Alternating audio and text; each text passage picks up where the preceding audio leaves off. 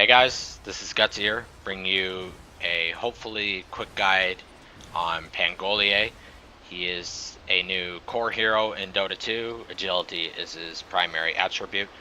I'm not quite sure what role he fits in the best. I've seen him in offlane where people max his shield. Usually you see him on the carry role, and I have seen him a few times mid, but he's definitely not support worthy, I don't think. So we're going to focus on how to play him as a core hero, specifically in the carry role, maybe the mid role, not the offlane role.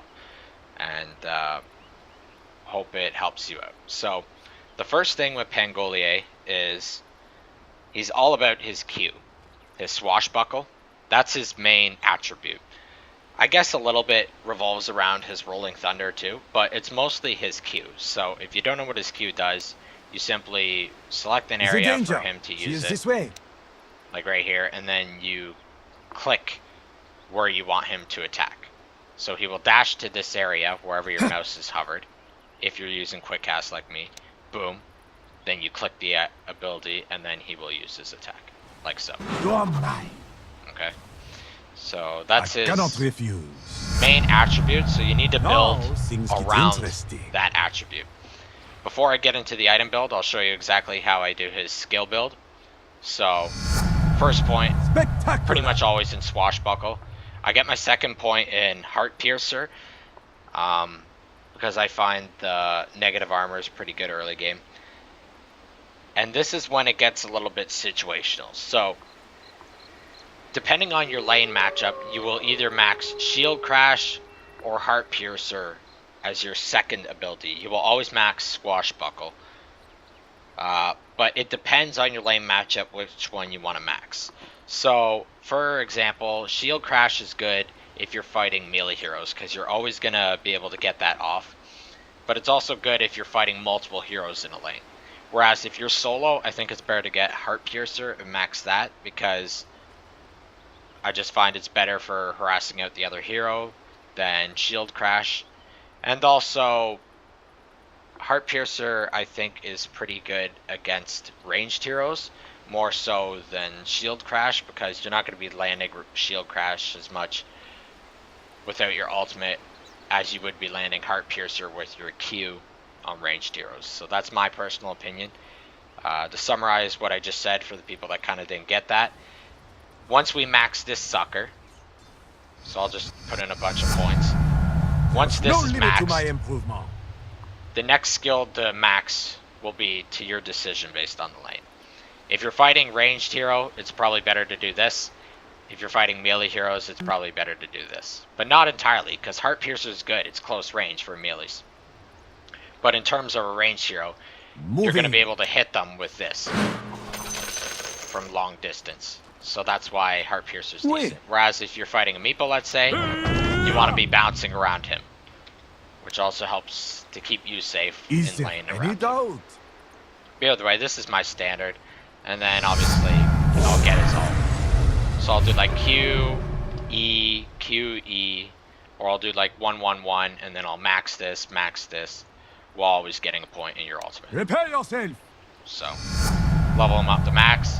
In terms of talents, I prefer mana, but if you have specific items, which I'll talk about later, you don't necessarily have to go it. But I usually go mana. Shield Crash in ball. I prefer the attack speed. You're a carry, let's be honest. You don't want to be in this mode as a carry. This is kind of more of an escape as a carry, or trying to initiate into a fight. You don't really need to worry about the Shield Crash then. Strength is pretty good, and that's a lot of strength, but Swashbuckle, again, your main attribute, so it's always good to go with Swashbuckle. And then this one, I'm all about Swashbuckle. That's all how I build around this hero. Sure. So, I mean, it's a lot of damage when you're max leveled, right? And I got 2 procs on this. Yes. So let's go into items. This is a very important part, because your items are going to revolve around Swashbuckle, mostly. And I like to think of this guy as a Monkey King on steroids. So, other than his auto attack, which is Heart Piercer, which is kind of similar to Monkey King's Jingu Mastery, the Q is like his Jinyu mastery, because this is your attack. Swashbuckle is basically your attack. So anything that procs on attacks works with Swashbuckle. So that could be Maelstrom, that could be Diffusal, it could be Orb of Venom, that kind of thing. The main thing I like is Diffusal, which is one of his suggested items, but the other one is Basher, and also another suggested item. Early game items, I don't go treads, I go phase boots. Why do you need more attack speed if you have a move that gives you a bajillion attacks? It's pretty pointless. So you might as well just buff up those attacks and make them stronger, which is what phase boots does. Aquila is really good. I was talking about this mana regen, that you don't need to go the 2 mana regen if you do a certain build, which is Aquila, infused raindrops for early game. You get a lot of mana regen off these two, so you don't need to worry about going the +2 if you do that. You could go the movement speed instead. Either way, these are kind of your early game items, along with the Quelling Stout, just your standard early game. Get a Tango. You could get a magic one, but it's not necessarily needed, because you should be mostly farming. BKB, I like BKB. You're all about doing damage and just being up in people's faces, like a normal carry, but if you're getting stunned by an Invoker, it's kind of pointless. Yes, this is good for it, but you're still not dishing out attacks while you're in Rolling Thunder. You could click abilities. You could click your Diffusal while in Rolling Thunder, and obviously you could jump. But when you're actually attacking and using your Swashbuckle, you need a BKB like most carries. I do like Lifesteal a lot, because, I mean, when you use Q with Diffusal, you're proccing a ton of mana steal. Well, mana burn. You're not stealing it, mana burn. So, same thing applies with anything. Lifesteal, bashes. I like where this is going. And that's kind of my standard build. You could upgrade it to Satanic. I think that's kind of cool. Satanic. Or Satanic, sorry, I don't say it right. I have to say it like the French person who says it normally. So anyways, here's what I'm talking about. Let's summon a dummy. Or not a dummy, an enemy. Okay. But level up the enemy a bit. Make him buff. Give him some heart. Okay. So, when you attack with Swashbuckle, he lost a lot of mana there, and that was because of my Diffusal. Then I Diffusal so he can't run away after I get close to him. And that's a proc that you could also get from Swashbuckle. I actually didn't get it that time. Let's see if I get it this time. Still didn't get that time. Let's try again. 3rd time's the charm. I'm actually not getting it, so. Usually you get that with Swashbuckle. But basically, when you Swashbuckle with the current item build I have, you're pretty much guaranteed to chunk out a quarter of their mana, and usually a bash, and usually a heart piercer. So we'll just see if I get kind of all 3 going here. I got a bash, obviously the mana. I didn't get the heart piercer. Who's that pain? I thought you could get heart piercer. Has a chance, but it's not activating. And it keeps grabbing the enemy too. This is weird. An excellent choice. There, I finally got it. Okay, normally you get it more often than that. Something good this time. But either way, that's why I like this item build.